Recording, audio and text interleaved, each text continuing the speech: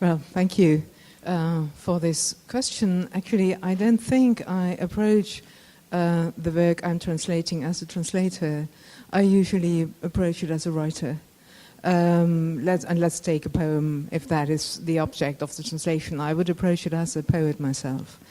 And there are no principles, and this is, I think, an important rule, because I don't try to impose principles which I bring along onto the object, which for me isn't a real object, it's a living being, but I rather try to deduct the rules from that object, which I want to finally transform into a poem in German, which can stand on its own, in its own right. And this also implies, there's one thing for sure, I will have to change many, many things in quotation marks, as the wording, the rhythm, the sound scales, they have different meanings between English and German, or French and German.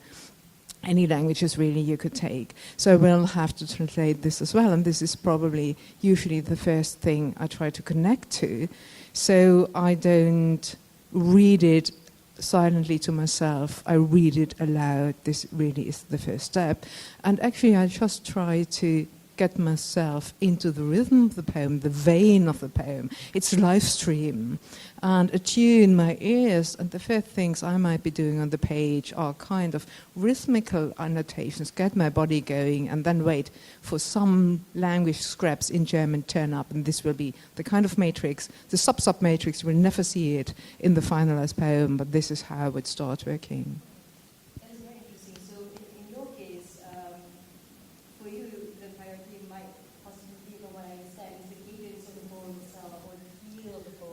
I'm not happy with this expression priority, because what I'm trying to describe is rather chronological, but it's not supposed to imply a valuation, because in the end the poem won't come about if you prioritize either semantics or rhythm or meter or poetical tradition or idioms. The art of translating a poem, of writing a poem actually, is of course to move within all these areas simultaneously, because a poem consists of the combination of the unity of the thing. So, and I try to start with the ear and rhythm, because these elements in our cultures tend to get dominated by sense and semantics, and I just want to keep it as a invaluable trace of first reaction, because of course reaction to sound and rhythm also incorporates an emotional pattern, and I will need this at the very end to check on my translation. But I suppose that's also going back to the idea that how the written script or the written language is something that is meant to convey what is in essence what is already transmitted between one another in terms of how we communicate with each other as well. All right, thank you for that.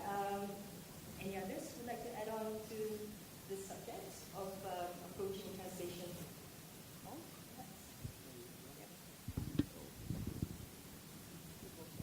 I agree with you. I think that when I approach, maybe I should just say at the beginning that I translate generally Japanese poetry into English. In particular, there are two poets I've worked on. One is his name is Ozaki Hosai. He's a modernist haiku poet who wrote freestyle, free verse haiku, which is a sort of an oxymoron or paradox. But essentially, he wrote haiku that was not 17 syllables and that often did not have a season word, so violating two of the key rules of haiku. He flourished in the 1920s.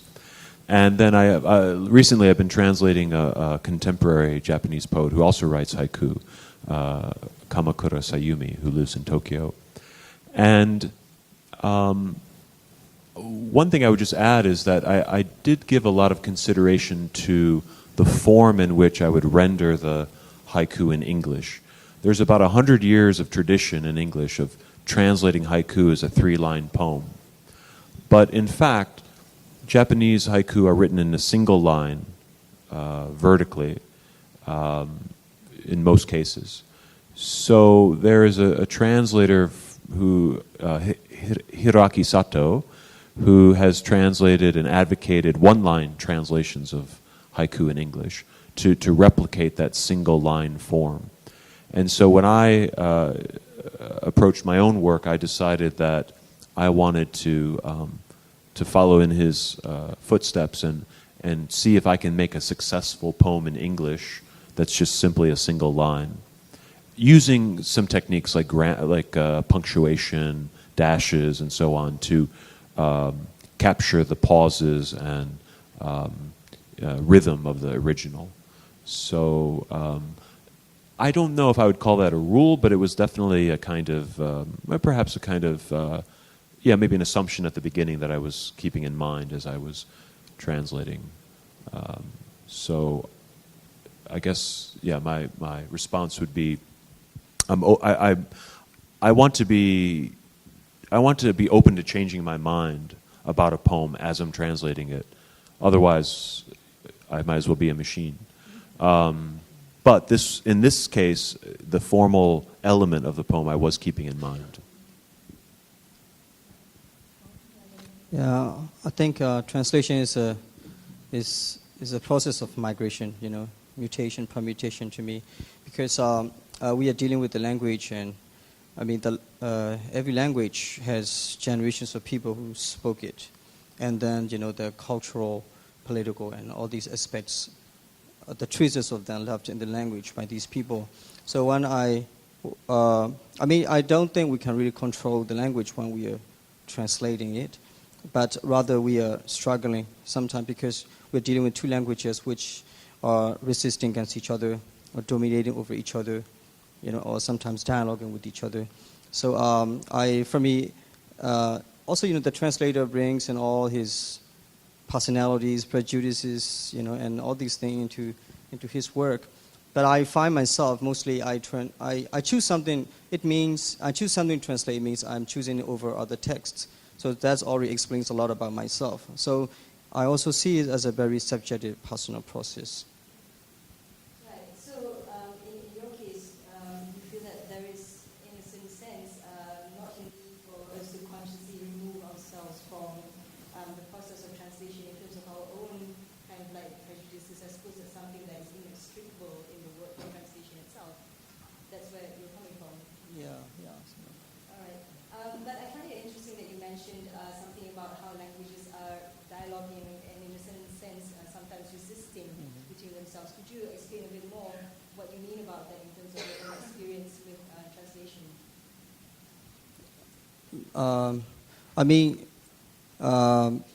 Because when I'm working, like translating a poem, at certain points I'm making choices.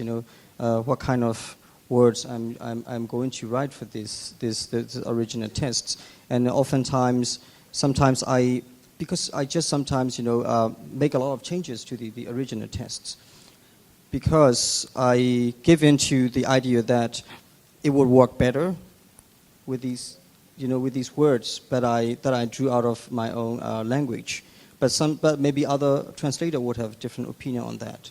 So that kind of struggle happens too. I'm just saying it's just not very preconditioned linear kind of process, but you are dealing with many elements of uncertainties and unknown. Okay, that's very interesting. I would like to say that anytime you have anything to add on to each other's points, please feel free. All right, so I would assume because between the four of us or the five of us here, there's a lot of translation going on between different languages. For you, it might be Japanese to English. For yourself, it would be from into French as well, French, English, and also German. And for you, from Indonesian as well. Fantastic. Right. And for you as well, from Burmese into various other languages. It's very interesting for us to kind of step back and reflect, I guess, between different language pairings, the kind of particular challenges that you might face when you're translating from one to the next. Are there particular ones that kind of like arise right now to you that kind of stands out in terms of the challenges of translating between one language to another that you'll find that you like to share with us, perhaps? Okay, maybe I just actually to correct the introduction. I'm more an observer of translation. Yeah, I don't sit down and translate good pieces like our esteemed speakers here. Generally, I find I work in Malay Indonesian studies. Many translations that I come across, I would say some of them, of course, very beautiful one, but those amateurs one, right? I would say much to be desired. The literal translation, it's actually most, it's really a bad job that actually should not be started in the first place. Yeah, it ruined everything, right? This what I call this euphoria to translate, because now it can be a business. Two, writers themselves, yeah, coming to to potential translator, hey, come and translate my work. And I've been in this business of teaching, and I've seen writers coming to translator and offering their work to be translated, especially in European languages. The more exotic it is, right? Like for example, Russian or Latvian, and therefore, I'm in this global stage. I think that something needs to be corrected, right? We are talking about art and craft here, but there's another dimension of art and craft, which is actually the politics of translation. Yeah. I think that's something which I, just for the sake of translating it and then deposit it in the European library, right? No discourse, nobody knows, nobody read actually, all right? And we also don't know the kind of publisher, that disseminate these books. Okay, that's one. And then coming back to the point where I noticed that the quality of translation, word to word, very technical. Most translator, from what I've seen, come from non-literary background, translating literary works.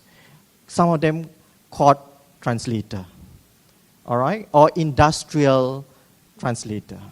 And then, it created this big gap.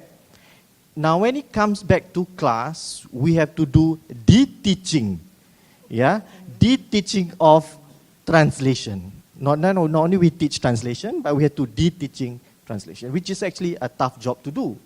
Because here we can say, well, no, translation, can be, we have to be very liberal, we can be, open, blah, blah, blah. But at the end of the day, right, if there is no, I totally believe in two of you, like you said, or three of you mentioned that the work itself must stand on its own. It is a transcreation in itself, right? The translation is a transcreation in itself. So here I see, especially in my background, in my country, there's this big euphoria for translation. Some money pumping in, but then when it comes to, because the training of exposure of literature is almost zero, so now people are jumping to translate literary works, then we see a huge gap. Because they are not equipped with poetics, right? Of course, now it's even worse. We have Mr. Google around, all right? And people just press. For example, yeah? Government department will just say, all right, we issue one company, you just take care of this government translation. We have this Malay word called bulan bahasa, right? Bulan bahasa means the language.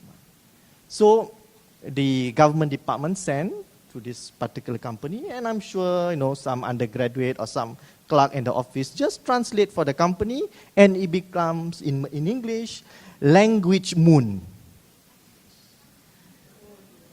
Bulan bahasa, which is the language man. Moon is actually man. Bulan is actually can be moon too, can be man, right?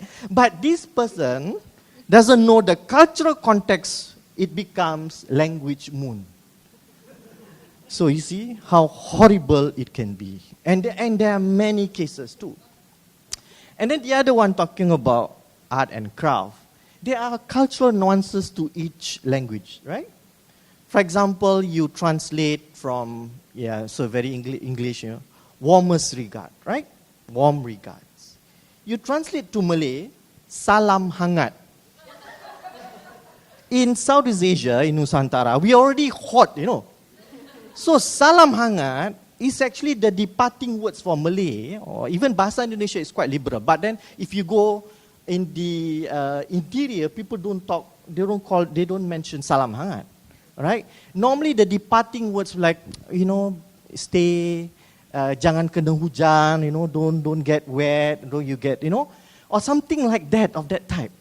But suddenly we have new expression coming to in the Bahasa or Malay language, salam hangat, which I find is very weird. And these are many examples in our translation. The cultural nuances are not there. Yeah.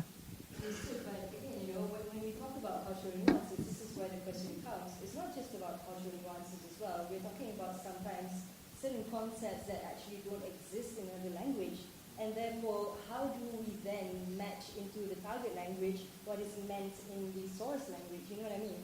So, do we then create certain concepts or try to create new words, for example, in order to make up for that deficit or the lack in that target language? How do we go about that?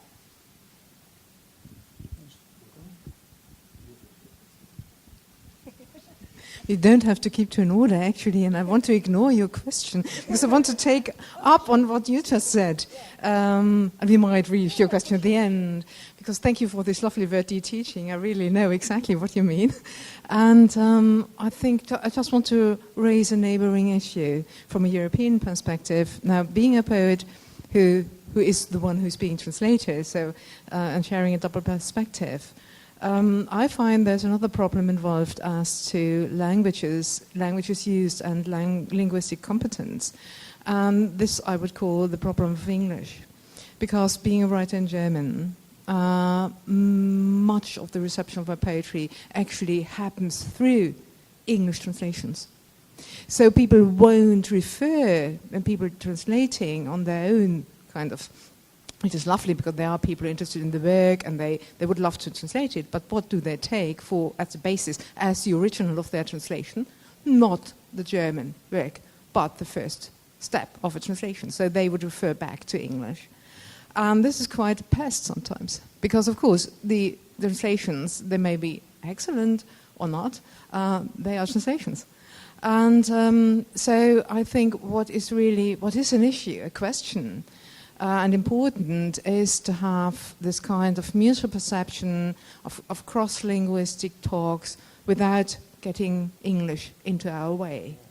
And I just had a very interesting experience. I've come to Penang from Mumbai, where I met a poet who writes in Marathi, and she translates my poetry from German with the help of an interlinear translator into Marathi. And we of course have to meet and talk to each other. And we talk to each other with the help of a translator and only very rarely try to use English. And what we found out was really fascinating. There were many instances, actually surprisingly many, where I resorted to talking in English to her, but using German grammar in my English and just rendering expressions word by word. And it sounded, the English was awful, it was all wrong. But she sometimes said, oh yes, I can do exactly the same structure as the German has. I can do this in Marathi, but it doesn't work via English. And this really shows the importance of, going back, or trying at least to go back to the original. And even then, Google might sometimes be worthwhile, though it gives you many mistakes, but perhaps it might be better than only to have the English version. And in the end, I wanted just to mention, I interrupted you and said, well, I translated from Bahasa Indonesia as well, but I don't speak it actually. So this was the same process. So there was a poet, Afzal Malner, and there was a translator, and she did a very word-by-word interlinear version, which, in German doesn't make any sense at all. So she made a second version, giving me the grammar, and then we went through the poems word by word and talked to each other. And only then I would feel like I could take it up, because in translating literature, and this is a hypothesis for you and everybody here to discuss further on, I think in literary translation, actually the language you're translating into is the one which is more important. There's not a priority on the language, on the original language, but it should be a present. But the focus of your competence, of your knowledge, of your trust, and of your work would be in the language which you're translating into.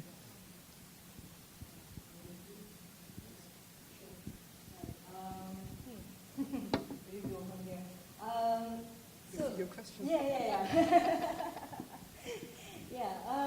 Well, what was that question again now? Because I kind of lost in the train of thought of where you were going from there. Perhaps, Maung, you had something to add on to what you were saying. Yeah, I think I understand your points about mass production of translations. Yeah. That happens in my country too, because there's a market and people come all these kind of approaches where you have this very bad translations, let's say. But also, I'm not very sure about cultural authenticity, that how much you can get it in translation though. And I feel mistranslations are part of the translation process, and maybe we can treat them as entry points for discussions about, and that might lead to more ideas or discussions on cultures and how these things happen.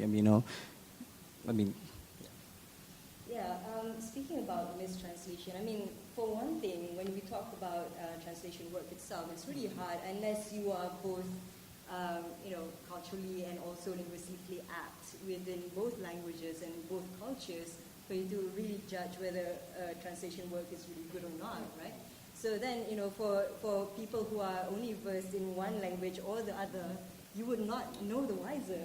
And sometimes, as you said, right, if you are just simply translating for the sake of translating without taking into consideration the poetics of it, I would feel that translation work itself is doing a disservice to that original work, yeah? And sometimes what happens is that then people will have a rather skewed idea as to, the author, the original author itself, so that's perhaps one of the things. And speaking about mistranslation, I believe, James, you had something to say about that, because, for much of talk about translation, we talk about what is lost in translation, but also, as Dr. Ulrike mentioned earlier as well in my previous session, while there are things that are lost in translation, there are certain things that can be gained from translation as well. So the question now becomes, is mistranslation then necessarily a bad thing, in the sense of, I'll take for example, Azhar work in Cathay, where he actually translated from Chinese when he is actually not apt in Chinese. But what happened was that particular work then set the stage for modernist translation. So that is very interesting, in the sense that you may not necessarily be apt in that original language, but because of what you produce and what is inspired by what you understand of the original language, actually then becomes a work on its own, that stands on its own and has its own aesthetics to it as well. I don't know, James, maybe you have something to say about that. Well, I've definitely had the experience, I'm sure you have had this too, where you're translating, and through the translation process you're getting some insight into your own work. I can give you some examples, but maybe a clear example would be when I was doing these one-line translations of haiku, I was doing different variations of the same poem. And at a certain point I looked at my notebook and realized that I had these sort of lines that were just slightly different from each other, because I was trying different variations. And it seemed to emerge to me as a kind of poem in itself. And so I borrowed that approach, that form, in my own work to write a series of poems that of 4 lines each line being a slight variation of the line that came before. And I just sort of stumbled into this form through the process of translation. But in terms of mistranslation or intentionally mistranslating and the creative results that can arise, it's interesting that you mentioned Ezra Pound, because I teach writing in Hong Kong to bilingual students.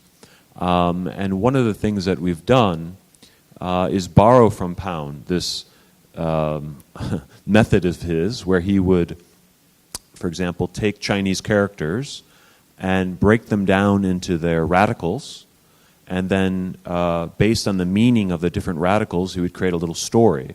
has nothing to do with the actual etymology of the Chinese characters, but it was his way of entering into the Chinese language and coming up with a narrative. There's a story, he has a letter that he sent back home when he was in prison in Italy, and he says, oh, I don't have my Chinese dictionaries with me, so now I'm just looking at the Chinese character, and if I stare at it long enough, I think I can understand intuitively what it means based on how it looks. But in the case of my students, I do a little simple assignment. I have them bring in a dim sum menu, and I have them circle their favorite dish. And these Chinese dishes, they've got great names, like 4-character names and so on. And then I have them take those Chinese characters in the name of the dish and break down the characters into all of the radicals, and then translate the meaning of the radicals into English. And now they have a word bank of English words, and then they use that word bank to create a poem.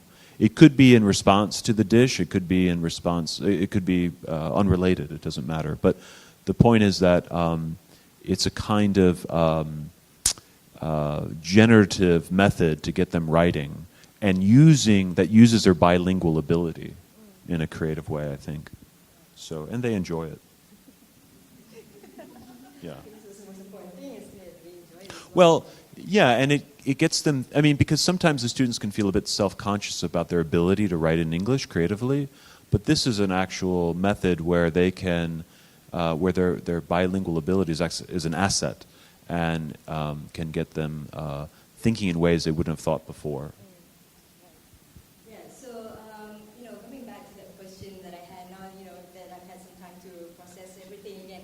Yeah, so we were talking about how, in certain cases where cultural context and nuances are lost in another language, how do you then actually bridge that gap? How do you make up for that thing that is lost, or do you just kind of like, forgo it in a sense, at the end of the day, that as long as what is translated is a work that stands on its own, and that's fine? Or are there ways around, trying to overcome that things that are lost in the cultural context and nuances? Okay, it seems that Yana's style is, every turn is different question, So, we are so we have to be very alert, very challenging, yeah? Let me get back to this. Actually, in translation, we are dealing with something living, which is actually language. It's a living language, for that matter, right? Let's say you translate English work, European work, or Arabic word into 19th century Malay, right? We have works of that type, but of today's standard of modern Malay, some old translation no longer makes sense. Yeah? It means that the expression of that particular time was maybe relevant of that period, but no longer relevant now. So language itself needs to transform and take care of the needs of the time, which we are dealing, I'm saying just now, a living language. So I think this is where I think we can be forgiving a bit of bad translation. In that sense, translation needs to continue as a process. Revision, coming back, revisit, fine-tuning it, and so on. But of course, this privilege mostly to classics, important works, not general works in that sense. Good enough, but I think it must give us a signal that once a work translated, it's not a finished end product, stop and then put it in library and consume later. I think that this culture of translation needs to be developed from time to time, that we can see more works. And then in the process of that kind of translation, there's always a selection. I'm talking about power discourse here, right? Talking about technicalities, we can go A to Z. One whole night, we can't finish the story. But in this competing terrain of discourse, there's always an inclusion and exclusion of what to be translated, what cannot be translated, and what should be translated, right? I mean, in the Malay-Indonesian context, that's what I'm familiar with. For example, Malay classic of Sejarah Melayu, Sulalatu Salatin, translated into Malay annals. Yeah? Giving the picture when the colonial, actually the title itself is not Malay annals, the title is actually the genealogy of rulers, Sulalatu Salatin. Right? But when it was translated, given the Malay annals, it means like the history of the Malay people, which actually in the content is the history of a dynastic families, right? I mean, of rulers and so on. Yeah. So along the way, the translation itself shaped a certain discourse. And when it comes to exclusion, many other works are not translated too. For example, one text which actually quite well distributed in this region in 19 or earlier centuries by the title of Tajus Salatin, the Crown of Kings. Translated into Dutch 1824, translated to French 1876, but never been translated into English. Something strange. Until today, there's no English translation of Tajus Salatin. Yeah? Because one of the master guru of classical Malay literature, Ruoh Winstead, dismissed Tajus Salatin as work which is a horrible Malay work, for example. Right? So therefore not worthy to be looked at. So until today, not many people are serious to take on that particular text. So this is some examples of inclusion and exclusion.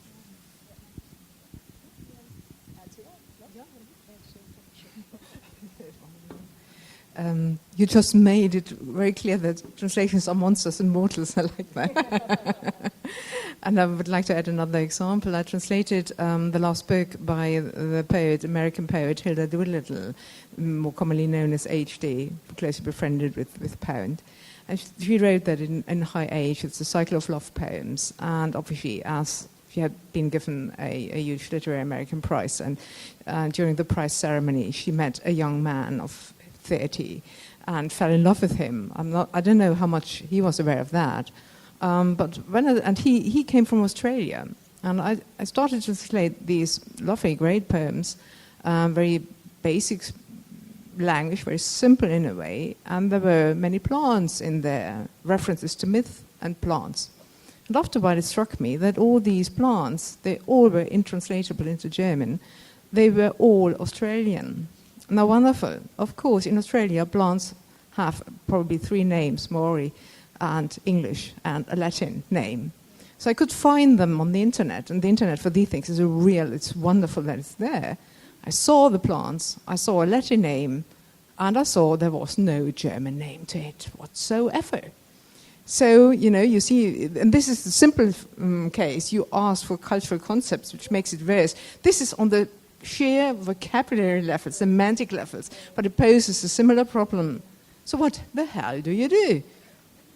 3 options. Leave out all plants. I felt tempted.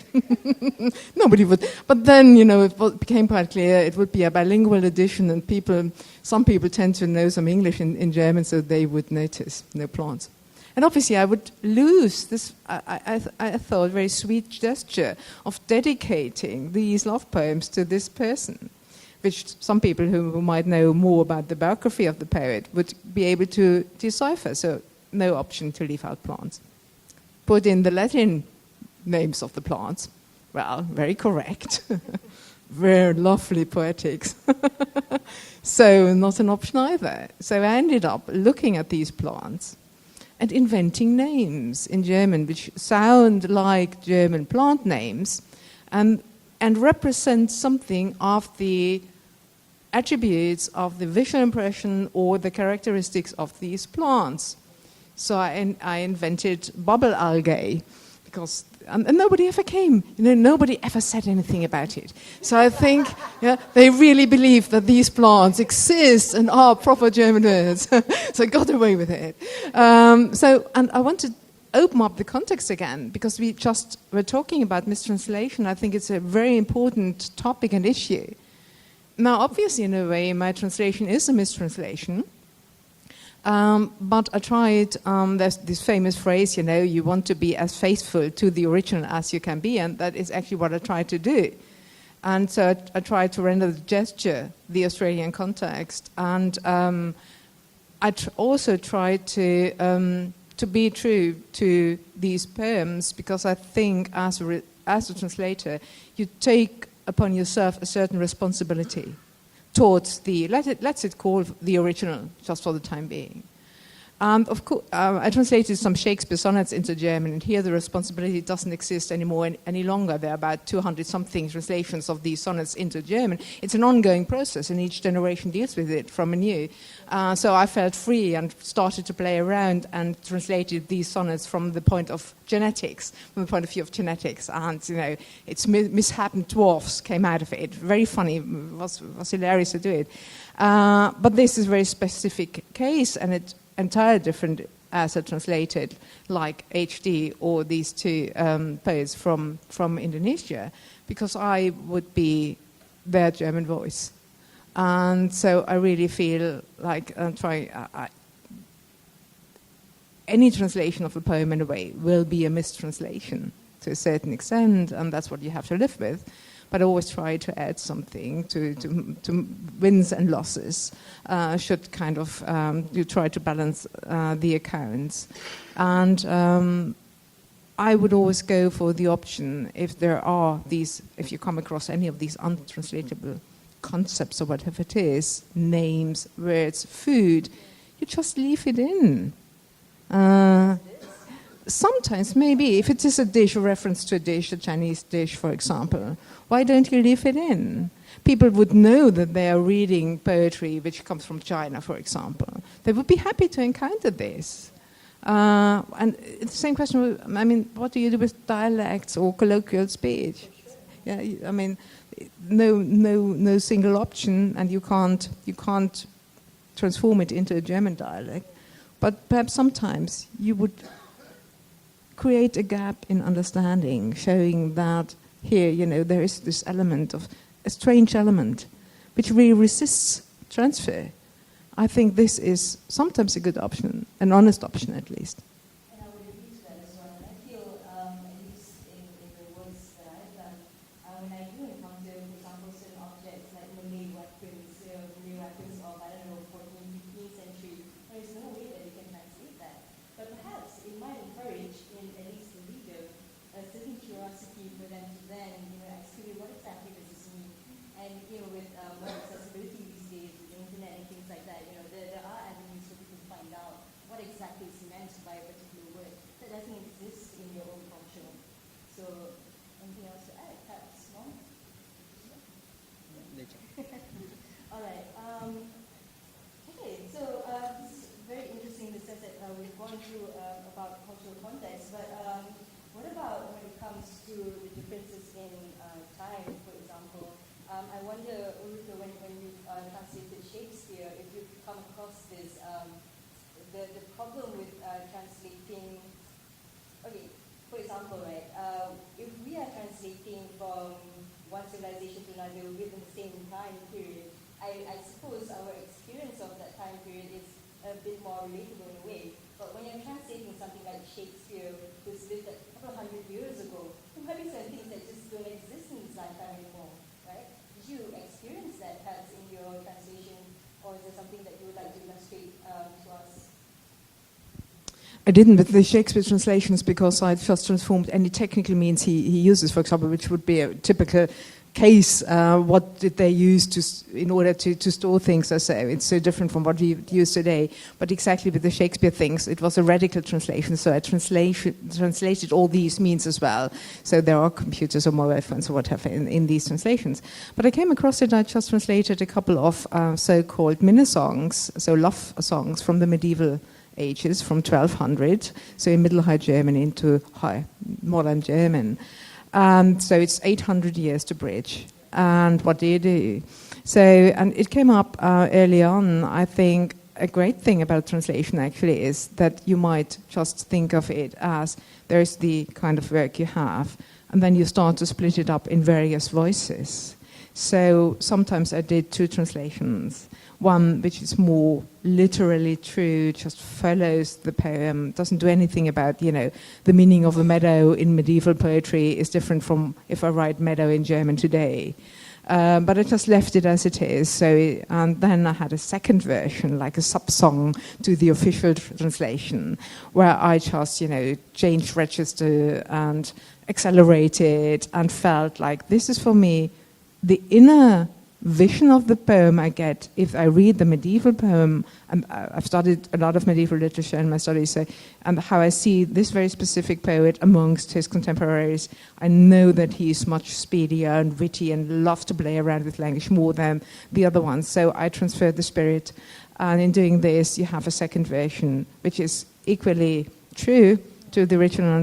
And I love this concept of take one original and have 4 or 5 people work on it and render it like this. So split it up, render a plethora of shapes, really, and leave it to readers, explorative readers hopefully inspired to read through these translations and create their own visions of what the original might have been, and perhaps answer with the 6th or 7th translation. There's a phenomenon I came across in Japan when I was studying at a university. I was reading Basho, the haiku poet, Basho's Road to the Narrow North, Far North, which is a travel diary. And I was taking this class on that book. And what I realized is that when we bought the book for the class to study, in the book it had the original Japanese in the classical language, and then it had a version in modern Japanese. And my classmates were reading the modern Japanese version because the classical Japanese version was simply too difficult for them. And when I think back to reading Chaucer when I was in college, how difficult Chaucer was. And I'm just wondering if in Malay, can readers today read classical Malay literature, or is it a struggle? Generally, they can. Yeah, Yeah. generally. Possible. Should be able to. Yeah. How much they're different. Yeah. Compared to old Malay, because classical is still readable. Sorry, if you ask that question, classical literature generally is still readable compared to the old Malay, which is Melayu kuno, which is in the epigraph at the stone batu bersurat. That one we can't read, but the text one, yes, generally we can. Yeah. So in a sense, I mean, it's not just a challenge to bring it into your target language, but even within the culture, within the language, there's a challenge for historical work. But, sorry if I may add. Except different writing system, right? If it's printed in Rumi, generally everyone can read, not a problem. But if it's written in Jawi, which is Melayu-Persian kind of writing system, that one, it's a challenge for the young ones today to read.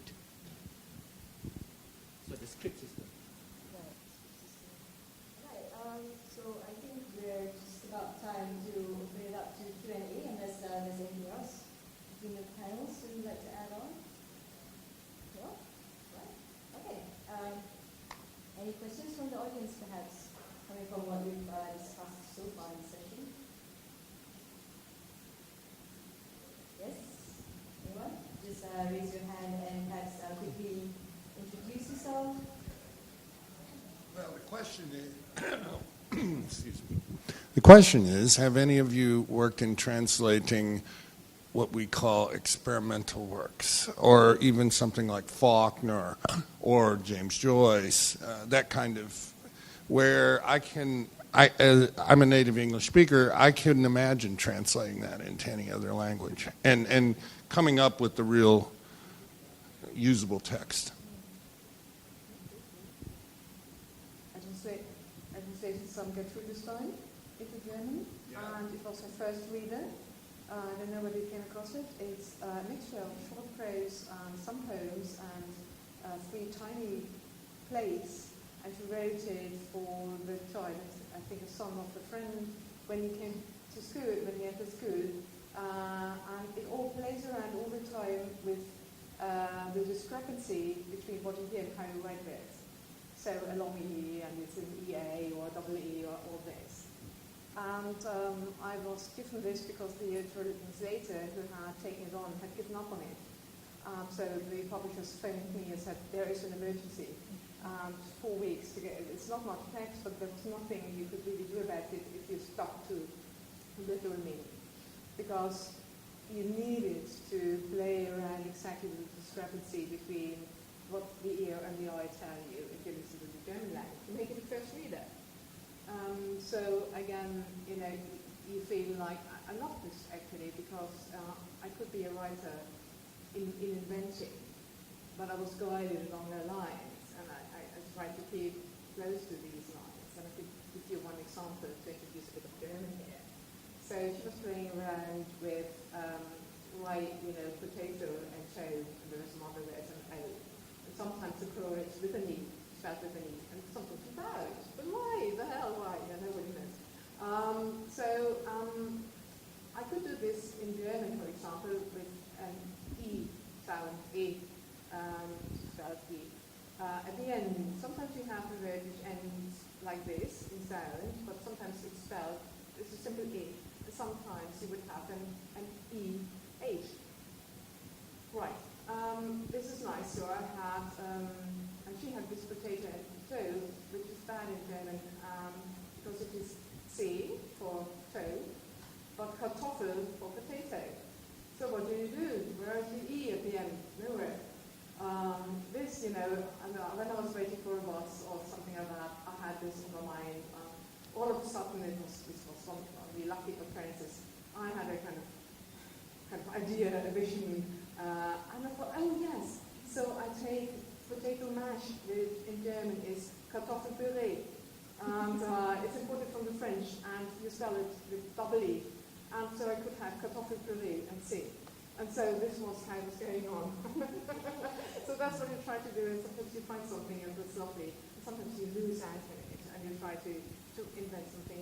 And but it's good fun because it's a wonderful case of literary translation. So if you translate Joyce, I know some people, right, even with Finnegan's Wake, you just or if you translate to Paris Cantos, you just re-enter the place of inspiration. I think it's the only way to deal with it. Then you should really just value and estimate the role of the translator. Perhaps we should turn it round, and I sometimes feel as a writer, writing a genuine work of myself, I'm perhaps a translator, translating from this huge looking thing language into something which becomes apparent. This would be just and rather more just than this idea of a translator serving or something like that, a minor job. Right. Yes, gentleman over there. Hi, I'm Danton. The program lists me as Philippines/Malaysia. I'm from the Philippines, but I teach in Nottingham, Malaysia. This is for you, Maung. Maung, they pronounce it right. Because you want to know... Wait, I used to work for the UN, so I shall be diplomatic. We want to know if the Rohingya has oral literature or printed literature, and are they being translated? So, more people will know what's happening to them from their own voices. Not that I know of. I've never seen any Rohingya literature printed or published, but there are testimonies, there are organizations like Amnesty International. There are testimonies and there are stories that have been printed or published widely now, I think. But but no, not in the country. We don't have books on them. Anyone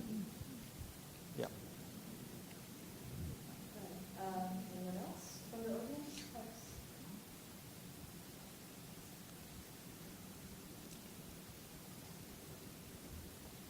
Hi. So I kind of want to ask a question to do with sort of Malaysian or Singaporean literature, which is we have a lot of those, I think they're called particles or something. Like you end with a la or a ba or ma or a, and it kind of changes the whole tone of the sentence.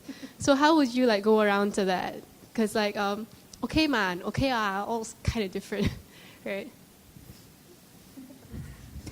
I guess I have to answer this. My national anthem, there's a majulah.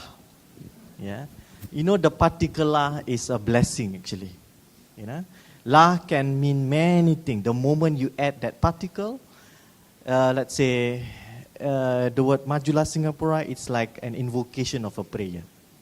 Like Majulah Singapura, you know, strive forward Singapore. Yeah? But if someone in the car, all right, and then you drive slowly, and then he says, Majulah, right, the tone change, the person is actually scolding you. Okay? So la can mean many things, right? So if let's say you translate to, of course, you know, if you belong to MOE, yeah, Ministry of Education, this kind of Singlish, Maglish kind of thing, they don't like, right? So it must be prim and proper English, and therefore, yeah. But if let's say you translate local works, especially Hokkien, Malay, yeah, even Mandarin, yeah, for that matter, to local English, I think that la component is actually make the reader and the writer, you know, much closer, I think. Why not, right? Why there must be only one standard English, right? There should be many Englishes, isn't it so? Yeah, if I may say, yeah. Thank you for that. Anyone else from the audience like to add? Can I just say something about translating experimental work? It just came to my mind. I have done translating the work by some language poets from the United States, like Ray Armantrout and Charles Bernstein and Bob Perelman. For me, you know, that their poems themselves are a negation to the idea of language as message carrier, you know, and they have the very disjunctive, fragmentary, multi-referential, you know, nature to them. So for me, that's what I keep in mind when I do the translation, and the sound sometimes. So, you know, it's not necessarily really translating word for word, but so it's kind of partly very theoretical, partly very experimental process of translating itself. But it's very enjoyable at the same time. And also, I talked to my friend who is a noise artist. She's saying that her work, she considers her work as poetry, so noise poetry. So we talked about the possibility of translating it into language. So, you know, so when she's doing all these noises. So what I come up with are sometimes just words that also describe sounds, but sometimes they are concrete words. So it's also a very intuitive process, I would say. But for me, it's more about the process and the possibilities, you know. And there might be different opinions on that from people who read that. I actually have a question for Maung as well. What is the readership like in Myanmar for your kind of translations? Is there a large readership of who read works in Burmese translation? Translation has a very sort of a big market in the country, both poetry and fiction. But I would say for poetry, a few thousand copies in circulation, and fiction even more. In my country, because you know we were isolated from the outside world for a long time, a lot of people rely on translations to read, you know, writings from the international literary community. And in my country, people have very high regard of translators. They have so much respect for them as the original writer, I would say. So I think, translation has a very important role in the country. Also, it has been instrumental in, you know, bringing in new poetic aesthetics and, you know, these poetry movements, even art movements. So translation is very important, and people pay a lot of attention to that. Actually, that's a very important point that you brought, in the sense that how translation actually opens up another world in a way that it also influences the cultures in which you know, the language is translated into, bringing in influences from, again, you know, even art movements, the way that you think, for example, political movements as well, I imagine, over the years. So, and in a way, I feel perhaps there are certain blessings in how certain words are untranslatable, in the sense that these then become perhaps part of the vocabulary of that target language over time. For example, you know, how English has borrowed from different languages across time, perhaps at the start, because maybe there are no such concepts within that language to begin with. So, this is perhaps another way in which, I think we can never undervalue the importance of translation in our cultures as well. So, yeah. Yana, if I may add, Yana, this is my experience. When I compare, let's say, Malaysian Malay, Singapore Malay, and the Indonesian reception to translation, a certain concept coming from European languages into Bahasa. My experience, for example, I'm dealing with religious discourse. So when this word called in Bahasa Indonesia, it's kesalehan sosial, which means in English very roughly public piety, social piety, in what we call in social theology. But the moment I use in all throughout Indonesia, I give lecture, social, kesalehan sosial, everybody accept, no problem. But when it comes to Malay, especially I'm not talking about Malaysian here, I'm talking about Singapore, there's this kind of language conservatism, that we must protect the purity of our language. So the moment I talk about kesalehan sosial, and then I write, the editor come back to me. This is what? Kesalehan sosial. Then he corrected me, kesalahan sosial, which is social mistake. Rather than social piety. And then I need to explain to them, this is what I meant, blah, blah. But we don't have this because it's not in Dewan Bahasa and Pustaka. Your DBP actually. Your DBP becomes the mecca for our language rules in Singapore. So I think that this ideological conservatism translate into the very language conservatism. So, but we need to strive. The more translation we have, so that the audience, general audience, are exposed to varieties of concepts, which I think the Indonesian, have more chance, opportunity. I would like to invite actually Ruoh to come and join us. Yeah, for sure. First of all, a big apology to everybody here, including all fellow panelists, because for whatever weird reason, I misread the date. So I had to run back here. A brief introduction about myself. I'm a poet. I write in Chinese language, but recently, because of certain performances, I did a lot of translation, mainly poems from Chinese to English. I have to defend Dewan Bahasa a little bit here because they are a long-time partner, and I talked to their bargain Perkamusan, and they don't see themselves as the mecca of. They try to govern the standards, but in the process of their compiling their Kamus Dewan and all, they do. They said that the dictionary represents the words that people are using. For example, selfie is one of the words in the latest dictionary. Kamus. Really? There's a swap photo there. Yeah, but I talked to the head. They are putting that word into the dictionary in the next edition. So they are not that close-minded. Put it that way. That's what I think. No, I'm not saying Dewan Bahasa. Okay. Singaporean reception to Bahasa. But I mean, that is actually one of the points that I did want to bring up as well, in the sense that you often talk about the politics of language, right? And yes, well, Dewan Bahasa does have a certain reception towards, what the current trends are. But I do feel that there is, again, a certain level of conservatism that we can still practice in the way that the kind of words that we are mainstreaming in Malay, for example. Whereas I feel, in comparison to somewhere like Indonesia, they're quite liberal in the sense of receiving new words from outside and making it their own in a way.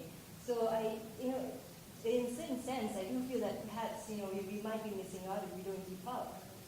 As new concepts come into play and get created, we must always create this vocabulary to be able to deal with this concept as well, to be able to verbalize in our own languages. Going on. Is there anyone else who want the... Yes,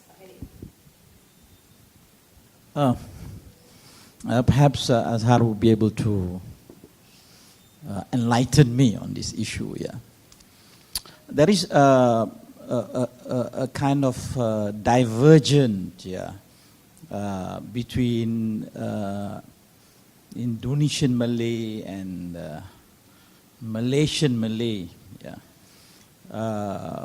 and getting further apart. To some extent now, most of Malaysian and perhaps Singaporean Malay also will not be able to read Indonesian Quran, or Indonesian to read Malay Surat Khabar.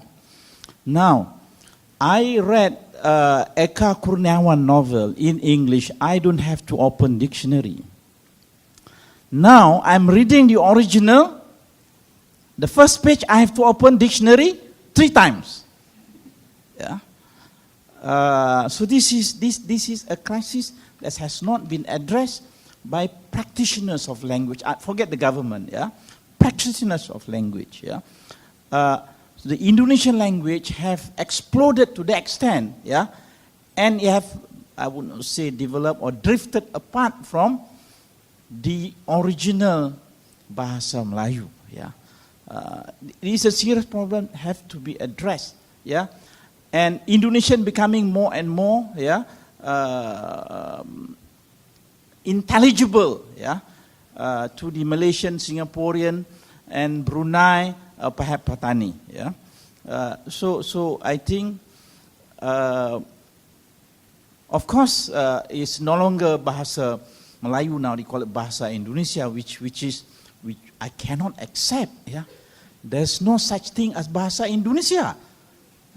I would accept Bahasa Melayu Indonesia, Bahasa Melayu Brunei, Bahasa Melayu Singapore. I would accept that, but there's no such thing as Bahasa Indonesia, because this is the tragedy of the Sumpah Pemuda. Before that, everyone mentioned as a Malay. Even if you read Pram's novel Bumi Manusia, he mentioned Bahasa Melayu, Malay. There is no such thing as Bahasa Indonesia. But since the Sumpah Pemuda declaring that satu bangsa negara yang satu, negara Indonesia, bangsa satu, bangsa Indonesia, bahasa yang satu, he wanted to put a Malay, but it doesn't rhyme, Bahasa Melayu, so put it to Bahasa Indonesia. But this is the tragedy now, and because of that, Indonesians say that it is their own language, it is no longer Malay language, so it has the liberty, to take its own path, So this is a situation now. We are drifting further apart away, and how do we reconcile? This is, I would consider, the biggest language in Southeast Asia. What's going to happen in future? Thank you.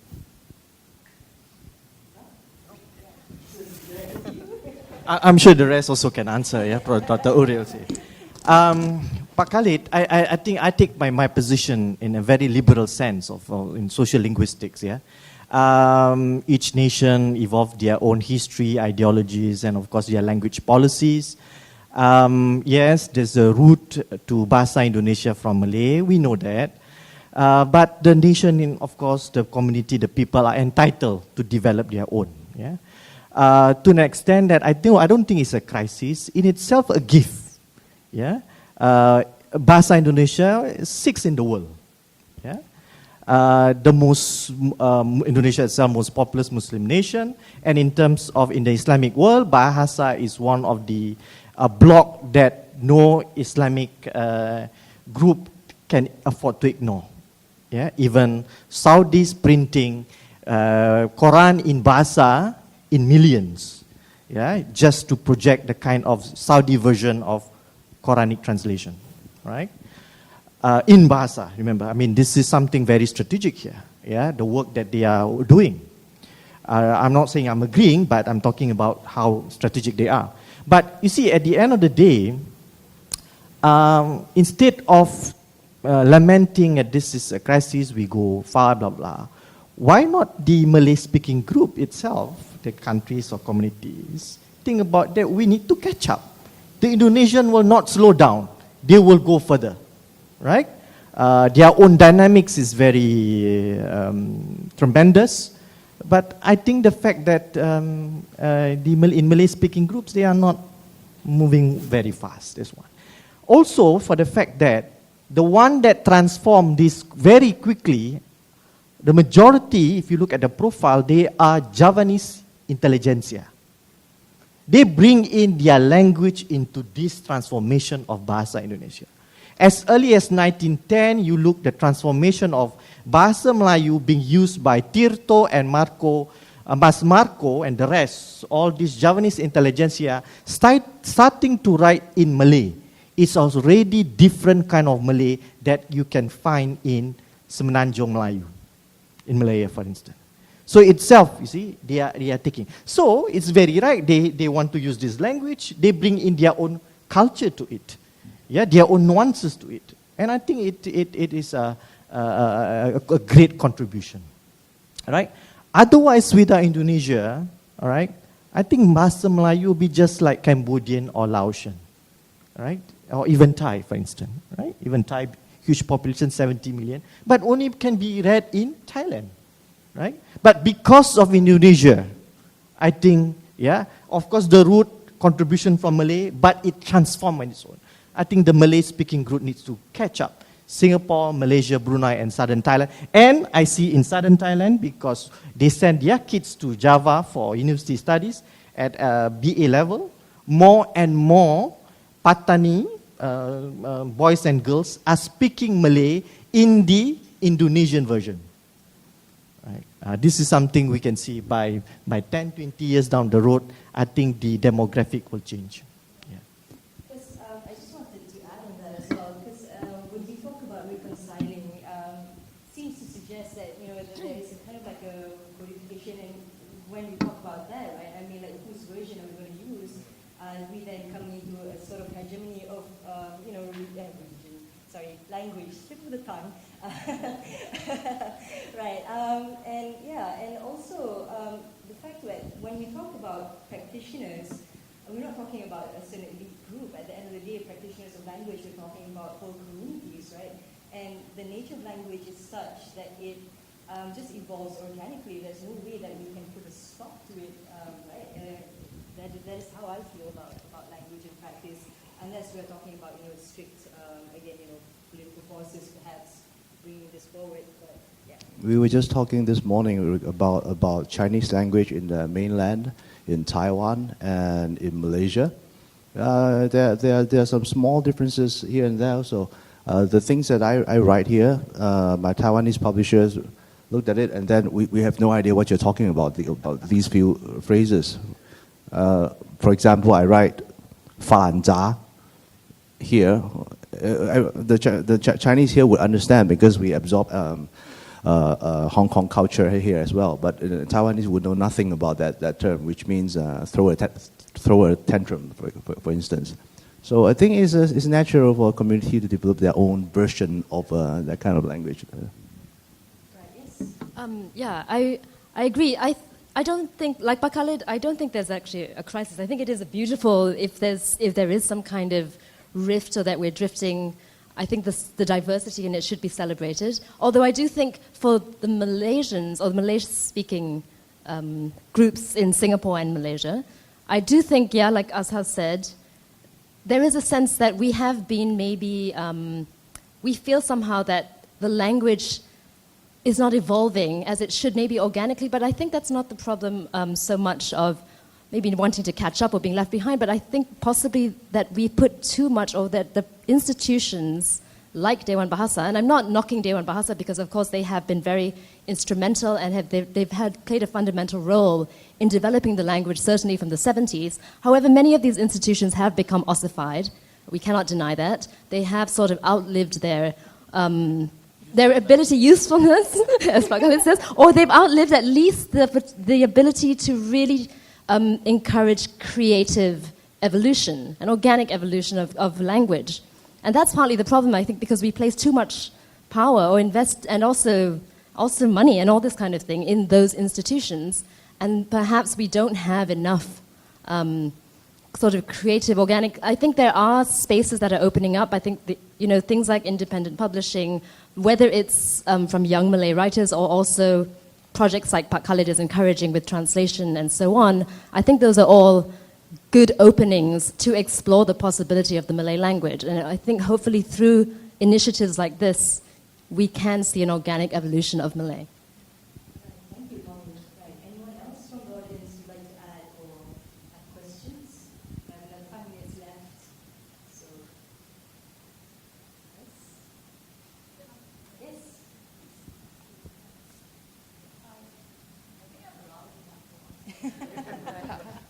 I used to teach. I'm a retired teacher, okay.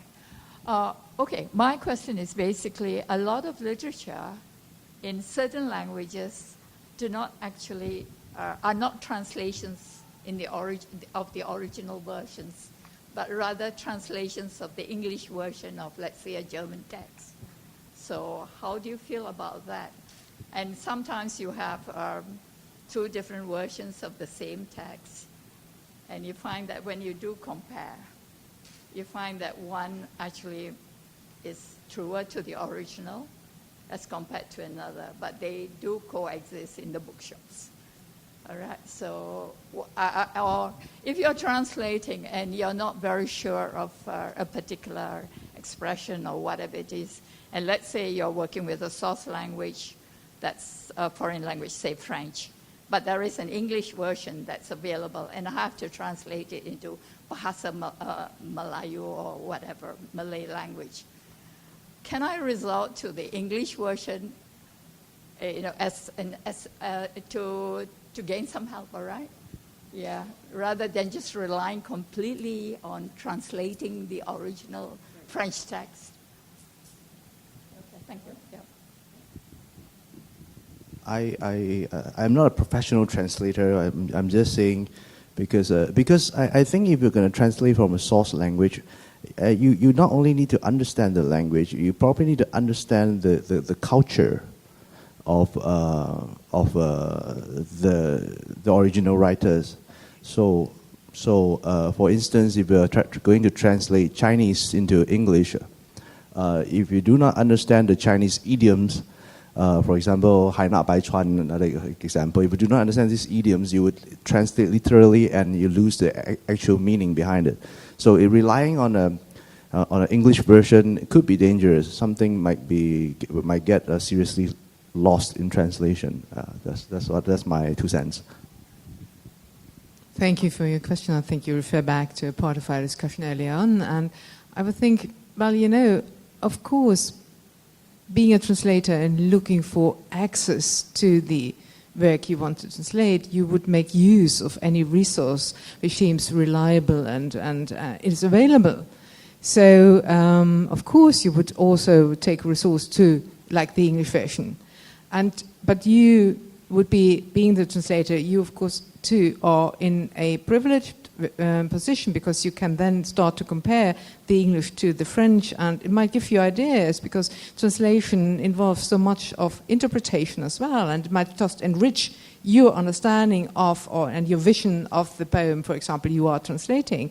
And as long as you would be aware of the discrepancies too, and you could always try to make them productive for your invention of that translation. And I always find it resourceful and helpful to, if I have questions like this, to remind myself of Beckett. And Beckett's translations of some of his poems in English and French. And they are different, and they are interestingly different.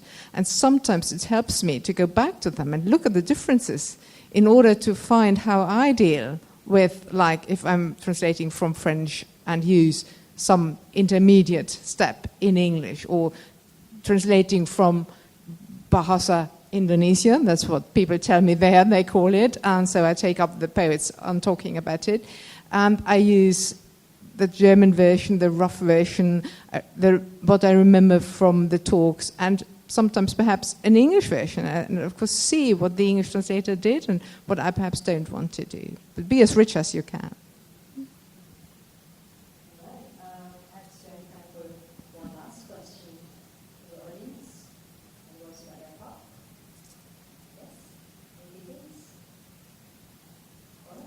We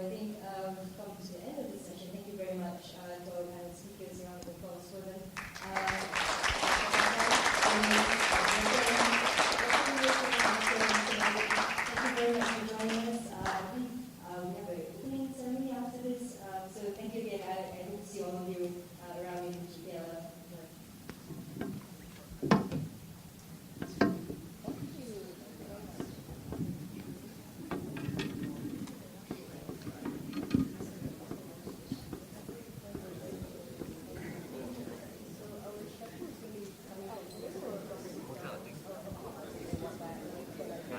Azhar. Yes.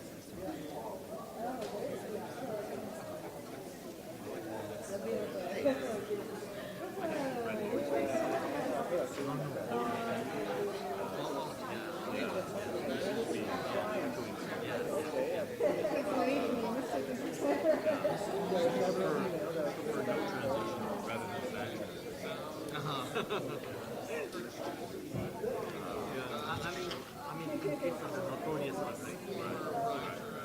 Sometimes during class, you just translate it.